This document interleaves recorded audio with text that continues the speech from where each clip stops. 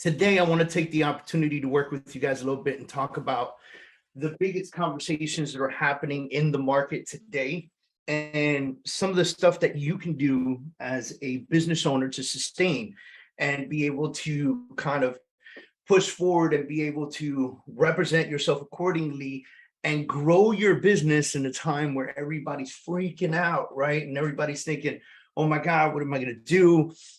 Business is going to crash. I'm going to go to TGI Fridays and get a job. Like everybody's figuring out different things. Very few people, though, when this happens, really double down and push forward. So my goal today is to come to you guys and say, hey, I want you to double down on this market. I want you to succeed more than you ever did in this market, right? So sometimes I get on the phone and I do a coaching call and somebody says, well, last year I did 50 units, but this year I've slowed down tremendously and I only have 15 in the books. And I say, why do you think that is? And they go, well, I mean, Dave, you're the coach, you know what's happening in the market, right? And so that for me, like I get crazy frustrated with that answer because that's not the answer. Because I guarantee you that if you go into the MLS and you do some research, you're going to realize that there are still people out there pumping out deals, right? Why do you think they're pumping out deals? They're staying massively consistent with their business, right? All right, guys. So we always start off before we get crazy hot. Welcome to the Freedom Training. This is our Freedom Achievers webinar.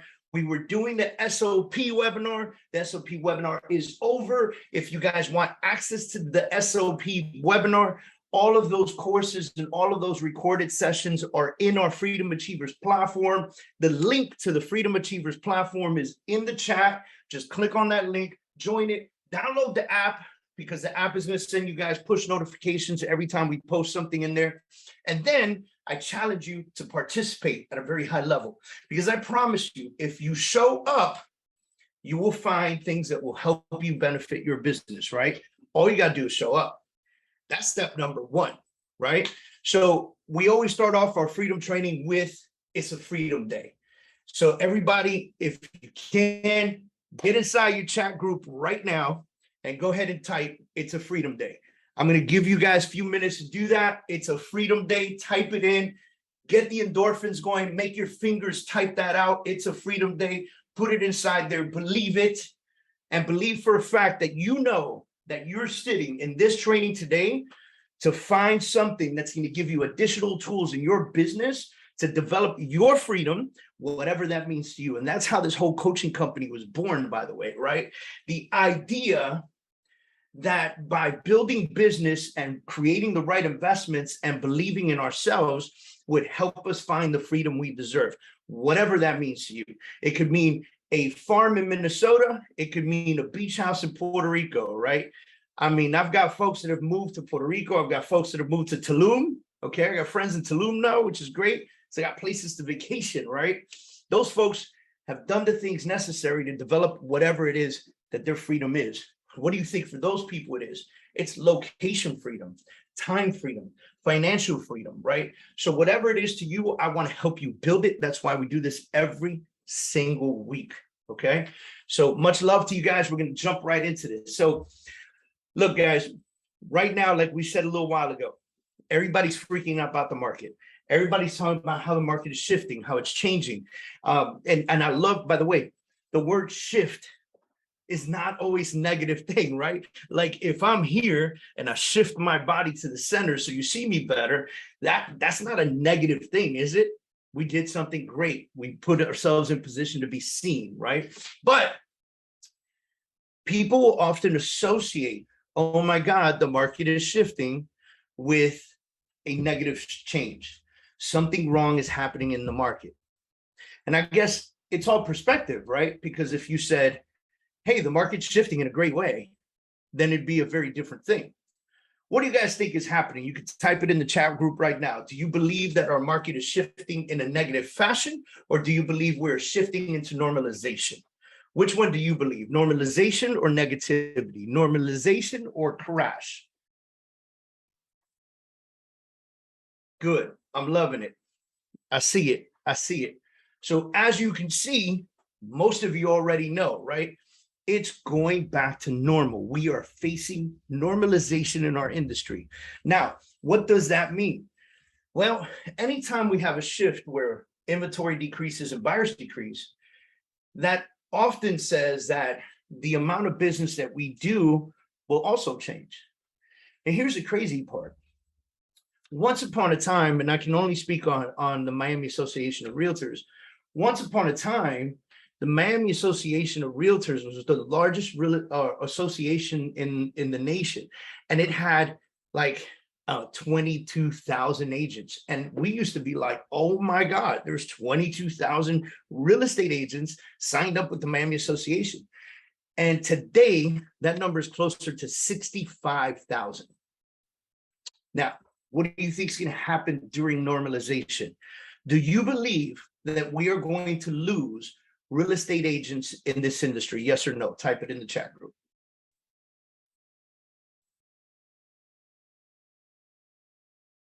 All right, many, always. Always. All right, Penny says always. Claudia says many. Who else? Who believes? Yes or no? Right? Christine says yes. Rosie says absolutely. Katia says yes. iPhone says always. I don't know who iPhone is. I'm sorry. Right? So guys, listen, this is just a reality. And by the way, it's okay. It's okay. You guys are here educating yourselves, and I'm sure that you watch not just me, you're out there and you're learning and you're educating yourselves and you pushing yourselves to do better in this industry. So that being said, you guys will be the last of the Mohicans, right? You guys know what I mean here, right? You guys are going to be the ones who surpass, the ones who achieve. You know what it means also for us, that they will, the fact that all these folks, right, will leave the industry. What does that mean for you in competition in the market? Less people to compete with, right? And although many of them may not actually be competition to you, although many of those agents don't even hold a candle to the business that you could create, they are somebody's mother, brother, sister, father, uncle, cousin, right?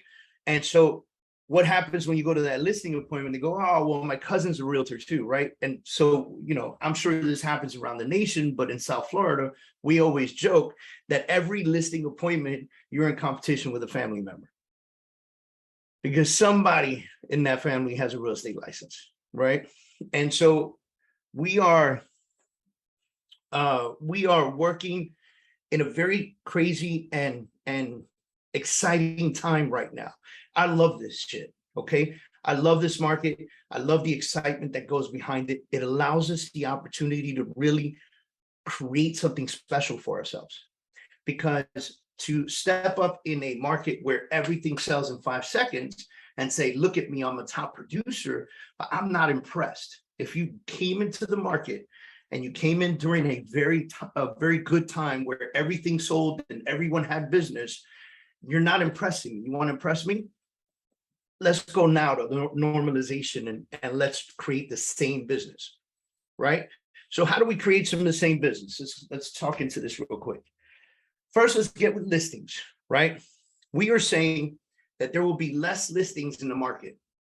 We are saying that listings may be on the market longer than 5 minutes now, right? As a matter of fact, normalization would say that listings will be on the market for about 6 months. A 6-month inventory is a normal market, right? So now, for those of you that used to write, here's like a little shift. Those of you that used to write listing agreements and say, I could sell this house in 6 months, you probably still can, but I think it would be safer if you write a listing agreement for 12 months, which is what used to be the norm.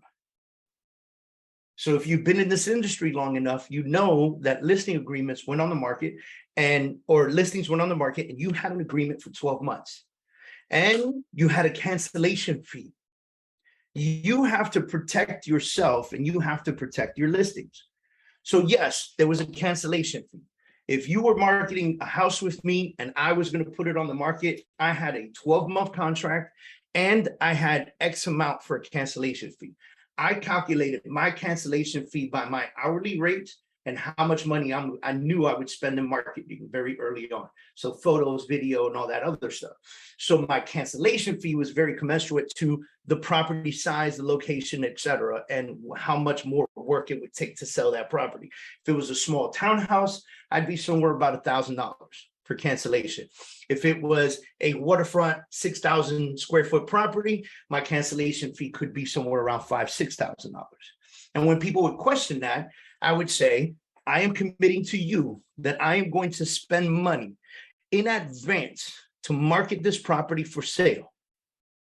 I need your commitment that I won't do that and you would easily cancel on me. If we're doing work together, if we're going to go into business together, this is an agreement we need to make with each other. Now, moving into normalization, having to move properties, the best of the best to the best marketing. So let's talk about that for a minute, right? Because now we're facing a situation where the average hold on a house will be 7 to 10 years. There is even speculation now that millennials who purchased homes over the last 3 years will hold homes longer than 12 years.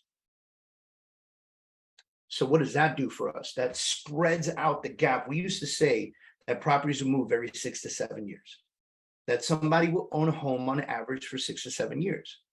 Well, people now are realizing that they would like to create stability even stronger and reinvest money into other things like entrepreneurism that has become very popular over the last few years, right? Like traveling, right? I'm sure you guys have seen the videos of the new millionaire, right? The new millionaire isn't riding around in a Rolls Royce with a $10,000 watch or $30,000 watch and a Gucci belt and, red bottom shoes, et cetera, et cetera, et cetera. The new millionaire lives humbly in their home that they have had for the last 10 years, and they take all that extra money and they experience the world. That is the idea of the new millionaire in today's world. But for you and I, that means that there will be less listings available to us. So there's going to be a big step in relationship building. Building relationships will become more important. Not that it wasn't important before, but relationships will become more important than ever before. Relationships will be something that you have to invest the time into. If you were in this market and you were just running into deals and running into people and saying, I'm the best, and look how much I sold, and this and that, and they would just give you their home and you would go sell it, and then you would forget about those people because you had 10 more going on and you couldn't find where to put the 2 hours a day in your calendar to do follow-up and sphere of influence and follow and checking in on your previous clients. You couldn't figure out where to put it because you were just going crazy. I got pictures, I got inspection, I got a closing. It's going to slow down for some of y'all, right? And even with all of that, you should have always found the time to take 2 hours a day and reinvest it into your clients, reinvest it into your business by grabbing the phone, throwing an AirPod in, shutting down the screens of your computer, and having conversations with folks, going through your CRM, which you guys should be using at an extremely high level. And people need to be in stages: lead, speaking to, looking at homes, under contract, closed. All of those give you an opportunity to know who's who and what's what. So if I filter my search by closed, I should have X amount of people that have closed on a deal, whether they be rentals or sales. And I should have the opportunity to build a relationship with them by calling them at least once every 3 to 4 weeks. Hey, how are you? How's everything? How's the house? How's it going? Right? How's Jimmy? How's John? How the kids? How's school? Did you graduate yet? Like, dude, there's so many things you should know about your clients over the process that you would type into your CRM so you never forget. So you have a conversation with them. Call them on their birthdays. Set that up in your CRM. Dude, do you know what difference that makes? I have an auto dealer guy. Now, I've bought probably, 20 cars in my lifetime. I have one guy that reaches out to me every time for my birthday. One guy. One auto dealer. Who do you think I think about when I'm thinking about potentially buying a car that might suit or connect with that guy, I'm thinking about him because he happens to be the only person that calls me on my birthday or sends me a text. The only one. By the way, you can do this automated. You can set up a smart campaign in your CRM that will automatically send a text message on your behalf saying happy birthday to that person. Now, I believe birthdays are a little bit more personal, so pick up the phone. What would it hurt you every day to make 1 or 2 birthday calls? It doesn't hurt you at all. Does it change? Does it affect your business? Huge, because you're that person, right? Now I could filter leads and I could spend 2 hours a day following up with people who are on the fence, who are 3 months away, who are still fixing their credit, right? Hey, how you doing with your credit repair? How's everything going? Were you able to pay down that Bank of America card? Oh, that's great news. You're down to $4,000. You were at 6 a couple months ago. Great effort. I think about 30 more days, we should reach back out to the lender and see where you're at. Did you register with FICO.com? Do you have automated reports coming to you on a monthly basis so you can track everything that's going on? Great. Let's get back together with our favorite lender and have a conversation with them. Then the next day, I could filter it by under contract. And I can go to everyone that's currently under contract with me and have a conversation with them. Hey, this is what's happening in your file. Just want to keep you updated. How's everything going? How are you feeling? I bet you're excited. Does that make sense to you guys? Type yes or no in the chat box. Yes or no. Does it make sense to you guys? Awesome. Thank you, Christine. Thank you, Penny. Awesome stuff. Now, let's talk about buyers. Buyers will decrease as well, okay? The reason that buyers will decrease is because interest rates have risen. Inflation is in effect, all this other stuff, right? And I want you guys to think about this. People are claiming inflation, but we're not quite there yet. There's a very thin line between keeping the country healthy and inflation. And I'm telling you, it's a very thin line. And so we hope and we pray that the government doesn't cross the line one way or another. We have no control of that. What we do have control of is where and how we spend our money. That's what we have control of. So if you start to see the world lean a little more towards inflation, you need to take a step back and say, I need to stop spending here, here, and here, whatever that is. It could be a system in your business that doesn't have a very strong positive return on investment. It could be a thing that you do for your business that doesn't have a very positive return on time. Remember, we talk about ROT all the time. Money you could get back, time you cannot. Right? Then, when you piece all this together, you look at your personal life. Should I eat out as much as I do? Et cetera, et cetera, et cetera. Why does the government toy with the line of inflation? Because they need to slow down purchasing. They need to slow down purchasing so the chips can come in for cars, so phones can be made, so cars can hit the lot. Because what happens when there's a lack of trucks? Like right now, I took my F-150, I took it for an oil change, I left, I immediately got a call from the used car department. Hey, I don't know if you're interested in selling your truck, but we have a serious issue with inventory on F-150s, and we'd love to evaluate your truck and see if we can maybe make you some money on the truck and you can buy something different. I said, the problem with that is if I give you my truck, what do I get? Because you've got nothing in the lot. And you're going to charge me $10,000 inventory fee on top of the MSRP on the car. And that is where we toy with the line. Because we could keep making this money by selling a bunch of homes and going to pay way too much for a car because they charge this $10,000, $15,000 over MSRP because of that lack of inventory. They want to charge you a marketing fee or an inventory fee. Or we can slow down the world, slow down purchasing, put some more trucks on the line, fill the lot up, and then they start offering you what again? negotiation power, 0% interest rates, all that other stuff we love so much, right? And so this is where we toy with that line. What does that mean for you?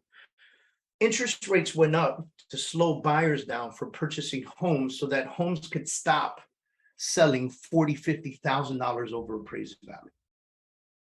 We're in the same situation, just a very different inventory, right?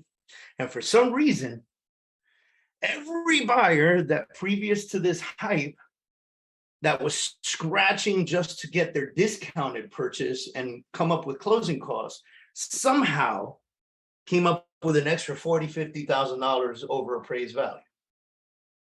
Whole new world, right? Now we're moving back to normalization, and homes will actually sell for what they're worth.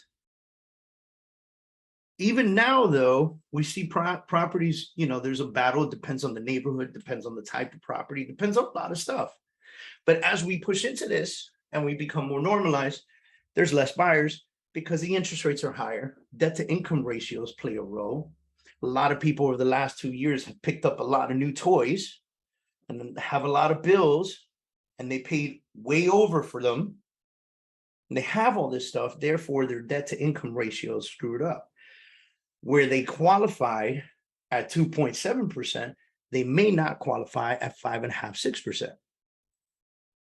And if they do, they qualify for significantly less, which means there will now be a gap between the price of homes and what buyers can afford.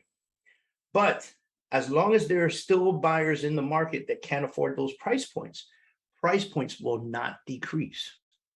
And what we're finding in the market today is that we're finding that although buyer A doesn't qualify for that $400,000 house anymore, buyer B and C still do.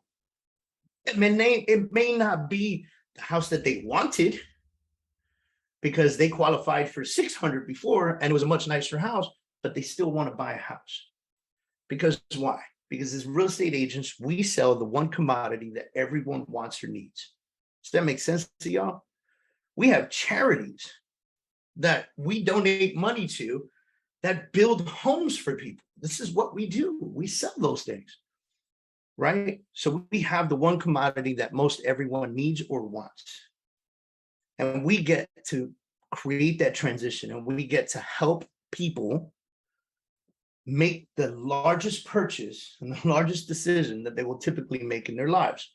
So that being said, get away from the news and the nonsense and the information that's out there and come up with the true facts and numbers. We talked about this last week, knowing your numbers. We talked about it actually for like the last 2 weeks, knowing your numbers, knowing your neighborhood trends, knowing if prices are going up or down, following the interest rates, having weekly calls with your lender and going, hey, where are we at on the interest rate? How things going, right? Having that conversation, studying your MLS, creating hot sheets for yourself that automatically get sent to you on a daily basis to tell you what's happening in the neighborhoods that you sell will help you have better conversations. Because you now, even though if I tell you ignore the noise and you do, you have two things that you're going to be able to do. Number one is you're going to be able to get on social media and you'll be able to get in front of your phone and you'll be able to go, this is what's really happening in the market today. I ran the numbers today and I've been running the numbers for the last 6 weeks. And this is what we're seeing in the market today.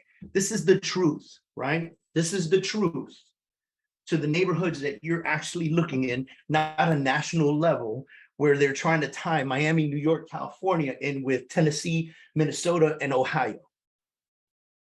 We're not the same markets. So speak on your market. The second thing is it'll allow you the opportunity to have stronger conversations with buyers out there, because when the buyer says, I think I'm going to wait, my first question is, why? Well, because I think prices are going to come down. I've been watching my Instagram reels, and a lot of people are talking about prices coming down, right? I've been watching Fox and CNBC and NBC and everything else, and prices are coming down. But they're not, and you can prove it. You need to be able to run those numbers well and prove them well. By the way, price decreases are not the same as sold prices coming down. Pricing decreases can also be Homes that hit the market at too much and came back to reality, right? We're going to face a little bit of time on that until everyone starts to face reality on the sale of these homes. All right. Again, relationships will build referrals. So the more people you talk to and the more people you create relationships with, the more referrals that you'll get from more business, right? Then marketing. So let's talk a little bit about marketing, because one of the things that I noticed that really slowed down in the past couple of years was folks wanting to work with an abundant amount of renters, right? Also, the conversation to be able to have with the renter on creating or converting them to becoming a buyer. That conversation slowed down significantly because people who are renting typically could not afford to come out of pocket $40,000 over appraised value. And they still had to come up $200, $300, $400 over the asking price on a rental. Well, that stuff's going to slow down. So now the conversation with the potential renter is, hey, maybe you qualify to purchase. Because guys, we're a year away or less maybe from a buyer going to a seller and saying, I love your home. I've noticed you've been on the market for 6-7 months now. I would like to offer you a full price for the house, subject to appraisal, right? And also, I would like a $10,000 credit towards the purchase price. We haven't been able to do that because we've been in a seller's market. So we really haven't been able to push that agenda. But as more buyers step into the market, they could have less money. And we can now go to sellers and say, hey, you have equity in your home. We understand that. You've been on the market for a while, right? And now we get to go and say, I've got this great buyer for you, right? He's purchasing FHA or VA or whatever.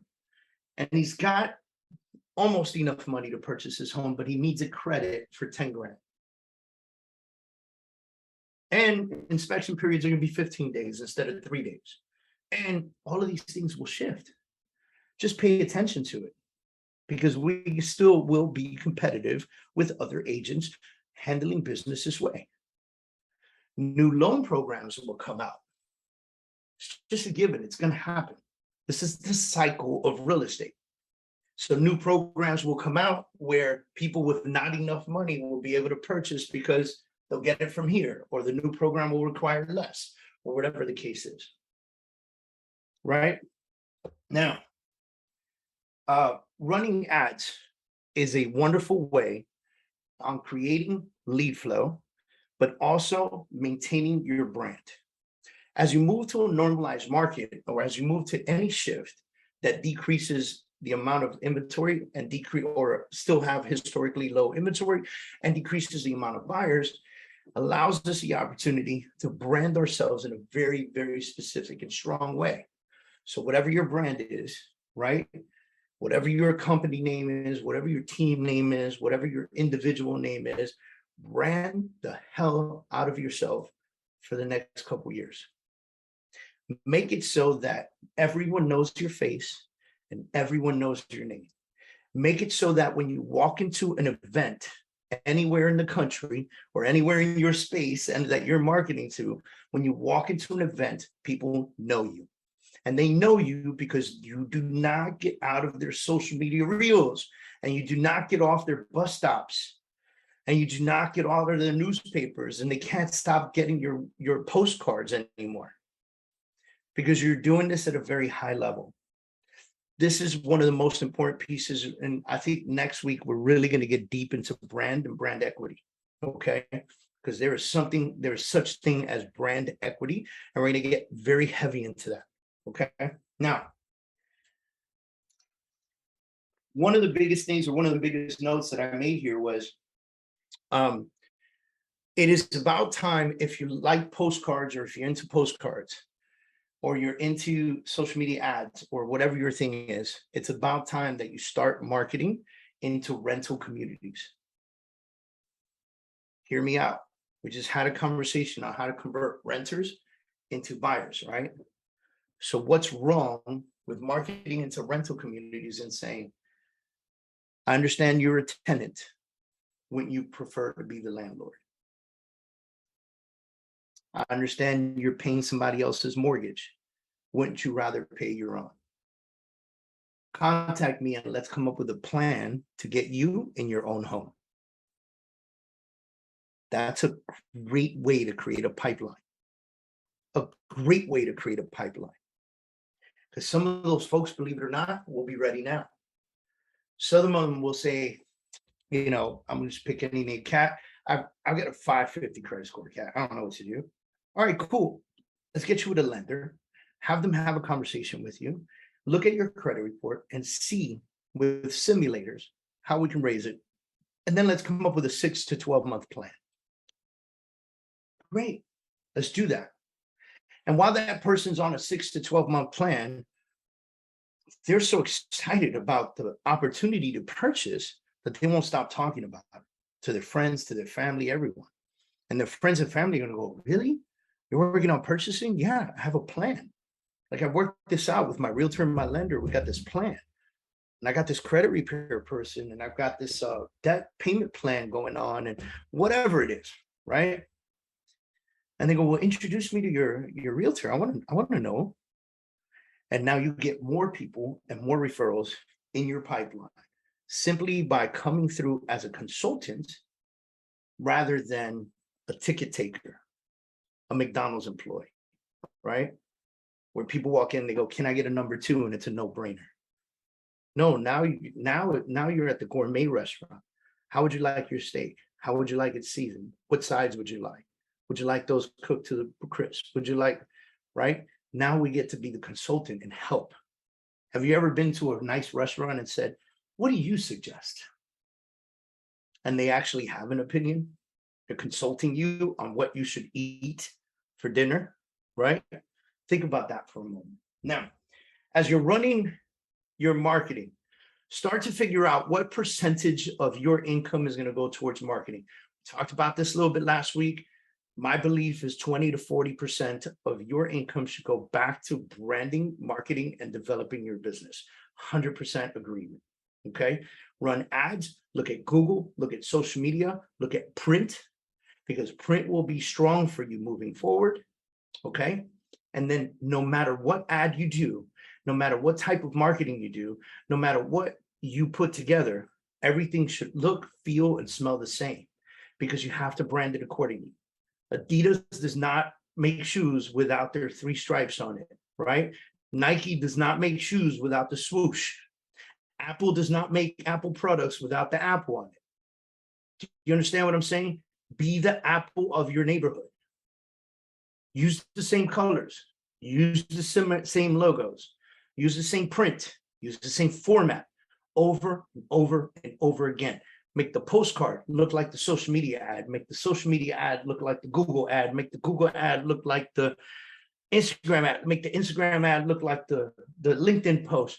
Make it all similar so that you have consistency in brand equity. And then every single piece of marketing that you do should point everyone in the same direction. They should go to your website. They should go to your website so that they can register. They need to register in order to end up in your CRM. And your CRM becomes your lifeline for the next few years or for the rest of your business career. In your CRM, look at how to create smart campaigns or drip campaigns or action plans or whatever it is that your CRM calls it. And have them create texts and emails that go out like, hey, it's David Kurz. Are you still looking to buy or sell a home? Or, hey, I think we have some deals that fall within your price range. Are you still looking for a home? Or, hey, I've got some people looking for a home exactly like yours. Have you thought about selling? Those are all automated text messages that you can have going on. Okay. Now, these all should be in your CRM, pushing. Now I'm gonna have you guys write down a couple things, and I want you to remember this and write this down. Put it on a postcard, tape it up to your computer, put it on the wall in front of you, tape it to your desk. I don't know where you put it. Take a screenshot of it, make it the background of your phone. I don't know what you do, but I want you to write down the next three things. Michael, write these things down in the chat so that everyone can see them, okay? First one is speed to lead. Speed to lead is critical. When you create all this marketing for yourself and people actually follow through and they go through the funnel and they show up in your CRM as a new lead, then you don't respond to them in a specific amount of time, they will move on. So speed to lead is one. I guess Michael's not there. Stand by. Hold on, guys. No, I'm here, sir. I'm writing it down. All right. Speed to lead. Next one is speed to meet. Now, there used to be a time where people would get on the phone and they would say, hey, thanks for your interest in my listing at 123 Main Street. So let me ask you these 7 million questions before I go out of my way to meet you. We're not there anymore. And we haven't been there, and we shouldn't be there anymore. Speed to meet. If you are able to do the speed to lead and get to that person on the phone, the entire mission of that phone call is to meet that person, to get in front of them and to begin creating the relationship necessary to either A, help them buy or sell, or B, become their best real estate contact ever and receive 15 referrals from them over the next 2 years, even though they didn't buy or sell. Or a combination of the two. They buy or sell with you and tell everyone about you because you are just the absolute best. And the last one, the last two pieces, slow to listen, speed to lead, speed to meet, slow to listen. And what does that mean? That means once you get in front of them, right, you went fast, you called them quick, you met them fast. Don't just oust what they have to say. Slow to listen. Listen to everything they say. Take notes. It's okay. People feel like they can't take notes in front of people, that they should remember everything. No. Tell them, hey, excuse me, let me pull out my pen and pad. I want to write down the things that you're saying because I want to make sure that I service you appropriately. Your opinion doesn't matter yet. Let them divulge their dreams, their wants, their gifts, the things that they just desire to have: the pool, the tiki, the yard, the no yard, the low maintenance, the high maintenance, the 2-story, the 1-story, the 4,000 square feet or the 2,000 square feet, the 3 bedrooms or the 5 bedrooms, the 2-car garage or the no garage. Listen to them. Listen to what they have to say. And then last but not least, focus on relationship. Focus on relationship. When you focus on the relationship, you are more than just a realtor. You are more than just someone trying to help them buy or sell. You are someone who gets to know them, their spouses, their children, their parents, their lifestyle, their homes, their likes, their wants, their needs. You begin to be that person. And if you can build on the relationship and truly care about the wants and needs of this person, there is no stopping your business in any market, by the way. If you build this out for the next 2 or 3 years and you do this consistently and you become very good at it, you will live your business on referral base.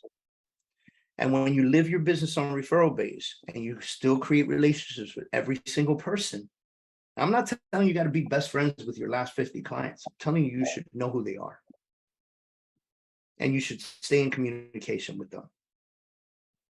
And if you could do this, let's say 2-3 years from now, the market shifts again, it completely crashes and all hell breaks loose, right? 2007, 2008, all over again. Guess what? You're still the go-to person.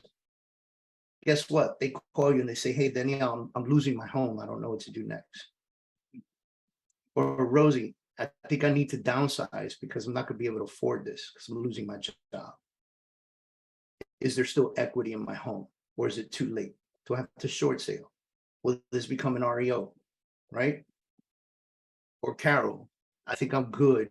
I've got money saved. I can afford everything. My business is still thriving in this crazy crash. And by the way, over the last couple of years, I saved like $300,000. So let's work together and find these homes that are decreasing significantly in value and help me buy 20 of them. Because all those people exist during the market crash. It's not just the woes. It's the people who take advantage of the woes as well. Right? All right, guys, that is it for today. Does anyone have any questions or anything or comments that they'd like to jump in and give me? You can chat them, or you can speak them, whatever you David, feel it's yourself. Claudia. How are you doing? Sudi, what CRM do you recommend? So that's a great question. I'm a big fan of Chime. I love Chime. I think Chime is a great CRM.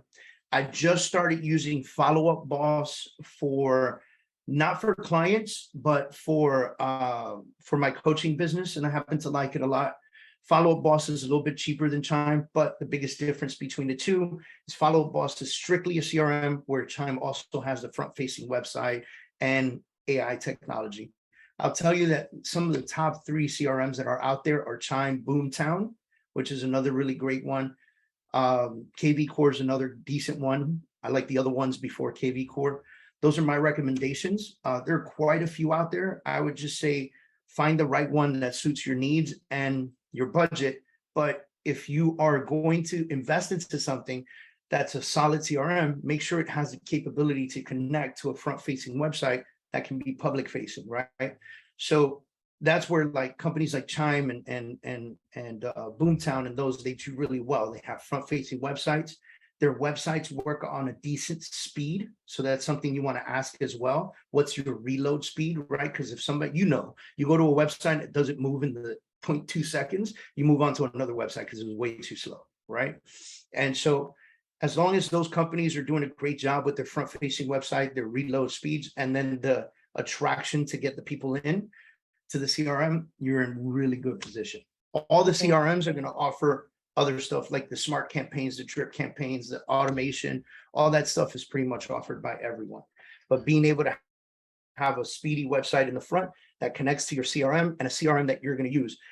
I've had people where I say, they say, hey, what's the best CRM out there? And I go, the one you actually use, because I'll tell you the next piece is that most people will invest money into the CRM website. They'll spend time building it up and then they'll get leads and stuff like that. And they go back to doing what they were doing before they had the CRM, trying to remember everybody's story. So use the CRM, actually like really, really make it a part of your day. Like first thing you open up is your CRM to see who you need to communicate with. All right, hope that helps. Anyone else? All right, guys, have a fantastic week. We will see you next week. I think next week we're going to get heavy into brand equity.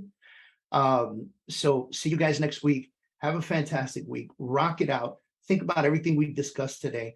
Start creating the ideas of the funnels that you're going to create for marketing to get people to become attracted to your website and to you. And then next week, we'll get heavy into brand so you can associate the two things together. Have a great week, guys. Much success to you. Make it Freedom Day, okay?